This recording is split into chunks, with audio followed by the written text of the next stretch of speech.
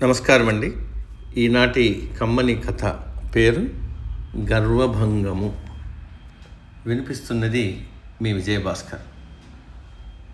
మునులను దివ్య జ్ఞానమును ప్రసాదించు నారదుడు శ్రీమన్నారాయణుని దర్శించుటకు వైకుంఠపురానికి వెళ్ళి తిరిగి గంధర్వపురం మీదుగా భూలోకంన వస్తూ ఉన్నాడు. మార్గమధ్యాన గంధర్వ గాయకుడైన తుంబురుడు కలిసి నారదుని కుశల ప్రశ్నలు వేశాడు. ఇద్దరూనూ భూలోకాన్ని సమీపిస్తున్నారు. మార్గమధ్యాన వారికి నేను గొప్ప అంటే నేను గొప్ప అని తగ వచ్చింది.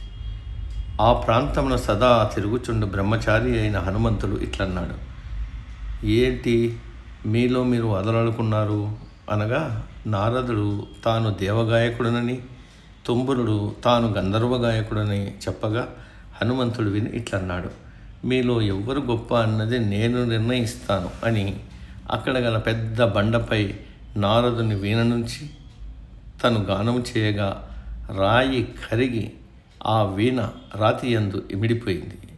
మీలో ఎవరు గొప్పవారో తెలియటకు ఆ వీణను తీసి గానము చేయుడు అనగా నారదుడు గానము నచ్చి భంగపడాడు. తుంబురుడు గానం చేసి తన వల్ల కాదన్నాడు. హనుమంతుడు గానం చేసి మరలా ఆ రాతిని కరిగించి ఆ వీణను మరలా నారదునికి ఇచ్చి, ఎప్పుడు ఇట్టి వాదాలు చేయకూడదు అని మందలించగా వారిరువురు సిగ్గుపడి హనుమంతునకు నమస్కరించి వెళ్ళిపోయారు. కాబట్టి మనం ఎంతటి వారలైనా కూడా గర్వపడకూడదు.